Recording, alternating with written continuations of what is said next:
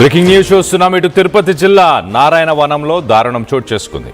ఒకే రోజు కొన్ని గంటల్లోనే 5 మందిని బలి తీసుకుంది మృత్యు. ఇటు భార్య తల్లిని చంపేశాడు మోహన్. చంపేసిన తర్వాత మోహన్ స్కూల్లో ఉన్న తన కొడుకు అలాగే కూతుర్ని తీసుకొని బలవన్మరణానికి పాల్పడ్డాడు. తండ్రిని కాపాడబోయి ఆ కొడుకు కౌశిక్ అలాగే కూతురు హరిని వారిద్దరు కూడా తండ్రి మోహన్ని కాపాడడానికి ప్రయత్నం చేసి చనిపోయినట్టు తెలుస్తుంది. ఇటు మోహన్కి ఆర్థిక ఇబ్బందులు ఏమీ లేవు అంటున్నారు బామ్మర్ది. అలాగే సిమెంట్ షాప్ నిర్వహిస్తున్నాడు మోహన్. తన భార్య టైలర్ షాప్ని నడుపుతుంది. మరి భార్య భర్తల మధ్య ఏమైనా గొడవలు ఉన్నాయా? భార్య తల్లిని చున్నితోనే హత్య చేశాడంటున్నారు పోలీసులు. మిస్టరీగా మారింది ఈ ఘటన. ఒక్కసారిగా ఉలిక్కి పడ్డారు. నారాయణ వనం పోలీస్ స్టేషన్ పరిసర ప్రాంతాల్లో ఉన్న ప్రజలంతా కూడా షాకుకు గురయ్యారు. మనం ఆ రైట్ సైడ్ బాక్స్లో కనిపిస్తున్న ఫొటోస్లో చూడొచ్చు ఆ ఫ్యామిలీ ఎంత హ్యాపీగా ఉన్నారో. స్మాల్ ఫ్యామిలీ, హ్యాపీ ఫ్యామిలీ అని చెప్పొచ్చు. ఒక కొడుకు, ఒక కూతురు, అలాగే తన తల్లి కూడా తనతో పాటే ఉంది. మొత్తానికైతే వీళ్ళు 4, అలాగే తల్లి, మొత్తంగా 5.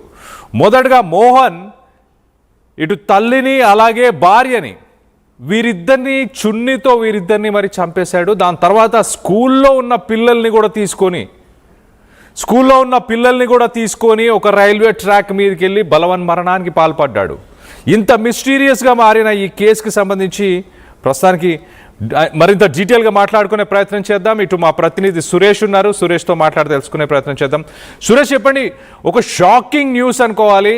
ఇటు తల్లిని భార్యని ఇద్దరిని చున్నితో చంపేసి పిల్లలని కూడా మరి రైల్వే ట్రాక్ మీద తీసుకెళ్లి బలవన్మరణానికి పాల్పడ్డాడు.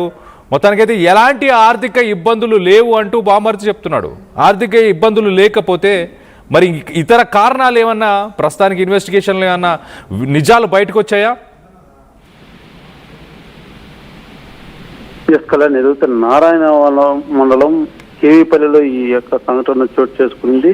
నిన్న మధ్యాహ్నం మోహన్ షాప్ నుంచి కూడా షాప్ లో ఉన్నటువంటి బామార్దిని, నువ్వు షాప్ లోనే ఉంటూ నేను ఇంటికి వెళ్ళి పిల్లలు క్యారీ ఇచ్చేసి వస్తానంటూ కూడా చెప్పి ఇంటికి వెళ్ళిన తర్వాత తన భార్యని తననిద్దరిని కూడా చున్నీతో ఊపిరాడకుండా చేసి వాళ్ళు మరించే విధంగా కూడా పాల్గొన్నటువంటి సంఘటన. దాని తర్వాత అతను ఆ పిల్లల దగ్గరికి వెళ్ళి స్కూల్ దగ్గర ఉన్నటువంటి పిల్లల దగ్గర వెళ్ళి వాళ్ళిద్దరిని కూడా తీసుకొని నేను మధ్యాహ్నం నుంచి కూడా ఎవరైతే అటు తల్లిని భార్యని ఇద్దరు కూడా ఏదైతే వారిని ఊపిరాడుకొని చేసిన తర్వాత వారు మరణించేలా చేసిన తర్వాత పిల్లల దగ్గరికి వెళ్ళినటువంటి మోహన్ సాయంత్రం వరకు కూడా అనేక ప్రాంతాల్లో కూడా తిరుగులాడుతున్నట్టుగా తెలుస్తుంది. అయితే రాత్రి ఆ పిల్లల్ని తీసుకొని ట్రైన్ వస్తున్నటువంటి తరుణంలో ఆ బలవంతంగా ఆ పిల్లల్ని ఇద్దరిని కూడా ట్రైన్ కింద తోసేసినటువంటి పరిస్థితి. తర్వాత తాను కూడా బలత మరణానికి పాల్పడినటువంటి పరిస్థితి. అయితే ప్రధానంగా మోహన్ సంబంధించి నిన్న ఉదయం ఈ సంఘటన ఏదైతే తల్లిని అటు భార్యని మరణానికి పాల్పడినటువంటి ఆ సంఘటన గురించి అప్పటికే పోలీసులు కొంత ఇతని మీద అనుమానం వ్యక్తం చేస్తూ పోలీసులు ముమ్మరంగా కూడా తనిఖీ చేస్తున్నటువంటి నేపథ్యంలోనే తను ఈ రకంగా పిల్లలు తీసుకొని సాయంత్రం వరకు కూడా ఎక్కడ కనపడకుండా పోవడం, నైట్ 8 గంటల ప్రాంతంలో పిల్లల్ని అదే రకంగా తను కూడా మరణానికి పాల్పడినటువంటి పరిస్థితి. అదే ప్రధానంగా మోహన్ సంబంధించి మాత్రం కొంత మెంటల్ డిజాస్టర్ ఉన్నట్టుగా కూడా తెలుస్తుంది. కొంత మానసికంగా కూడా అనేక రోజులుగా కొంత ఇబ్బంది పడుతున్నట్టుగా కూడా ఒక ప్రాథమిక సమాచారం అందుతుంది. అయితే పోలీసులు మాత్రం ఈ కేసు సంబంధించి పూర్తి స్థాయిలో దర్యాప్తు చేస్తున్నారు. నిజంగానే మోహన్ మానసిక స్థితి సరిగా లేకుండా ఈ రకంగా చేశాడా, లేకపోతే ఏంటి కారణం అన్నటువంటి కోణంలో మాత్రం పోలీసులు పూర్తి స్థాయిలో ఈ కేసును దర్యాప్తు చేపట్టారని చెప్పాలి. అయితే మోహన్ నిన్న గడిచిన వారం రోజులుగా కూడా ఏదో కొంత మనస్తాపానికి గురయ్యాడు. అది తీవ్ర స్థాయిలో కూడా మానసికంగా అతను కుంగిపోవడంతో ఈ రకంగా వ్యవహరించాడన్నది కూడా కొంత ఉన్నటువంటి చుట్టూ గ్రామస్తులంతా కూడా కొంత అనుమానం వ్యక్తం చేస్తున్నటువంటి పరిస్థితి ఉంది. గతం నుంచి అంటే అనేక రోజులుగా కూడా మానసిక స్థితి సరిగా లేనప్పటికీ కూడా ఇంతలాగా అతను బిహేవ్ చేసేవాడు కాదు. మరి నిన్న ఎందుకు ఈ రకంగా చేశాడన్నటువంటి ఒక అనుమానాలు మాత్రం ఒక తీవ్ర చర్చ సాగుతుందని చెప్పాలి. ఎందుకంటే ఒకే కుటుంబంలో మొత్తం 5 మంది ఈ రకంగా చనిపోవడం అనేది మాత్రం ఆ యొక్క గ్రామంలో కూడా తీవ్ర విషాదాన్ని నిలిపింది.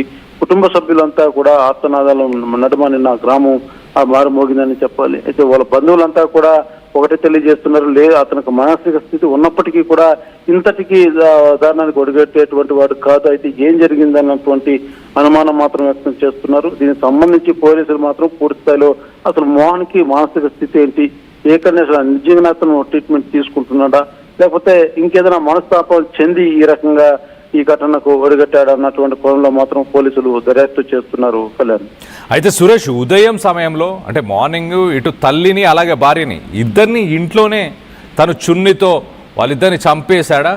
దాని తర్వాత సాయంత్రం మరి మధ్యాహ్నమా సాయంత్రం పిల్లలు ఉన్న స్కూల్కి, అంటే వాళ్ళు రెసిడెన్షియల్ స్కూల్లో ఉన్నారా లేకపోతే వాళ్ళు ఒక డే స్కాలర్ స్కూల్లోనే ఉన్నారా? మొత్తానికి పిల్లల్ని ఎప్పుడు తీసుకొచ్చే ప్రయత్నం చేశాడు స్కూల్కి వెళ్ళి? కళ్యాణ్, మొదటగా మోహన్ నిన్న అంటే ఒక ఉదయం 11 ఆ ప్రాంతంలో 10:30-11 గంటల ప్రాంతంలో తనకు ఒక సిమెంట్ షాప్ ఒకటి ఉంది. ఆ షాప్ లో ఉంటాడు. అయితే షాప్ లో ఉన్నటువంటి అతను 11 గంటల టైంలో ఆ షాప్ లో తన బామార్దిని వచ్చి నేను పిల్లల క్యారీ వాళ్ళని అతని బామర్తో ఆ మాటలు నమ్మబలికి చెప్పి అక్కడి నుంచి నేరుగా ఇంటికి వెళ్ళిన తర్వాత చున్నీతో భార్యని అదే రకంగా తల్లిని ఇద్దరిని కూడా పూర్తిగా మెడ చుట్టూ అంటే ఊపిరి ఆడకుండా చేసినటువంటి పరిస్థితి. ఆ రకంగా వాళ్ళిద్దరిని కూడా చంపినట్టుగా కూడా తెలుస్తుంది. ఆ తర్వాత అతను పరారయ్యాడు. ఎక్కడ పోయాడో తెలీదు. సమాచారం చుట్టుపక్కల వారు సమాచారాన్ని పోలీసులకు తెలియజేశారు. పోలీసులు వచ్చి అనుమానంగా వ్యక్తం చేసినటువంటి పరిస్థితి ఉంది. ఆ తర్వాత సాయంత్రం అంటే మధ్యాహ్నం పిల్లల దగ్గరికి వెళ్ళి వాళ్ళని మన ఇంటికి వెళ్దాం రా అంటూ కూడా వాళ్ళ పిల్లలు ప్రైవేట్ స్కూల్లో చదువుతున్నారు. ఇద్దరిని కూడా స్కూల్ నుంచి తీసుకొని వచ్చాడు. అంటే ఎక్కడెక్కడ వెళ్ళాడు అనేది మాత్రం పూర్తిగా సమాచారం తెలియరాలేదు. అంటే 11 గంటల ఏదైతే ఇంట్లో ఆ సంఘటన జరిగిన తర్వాత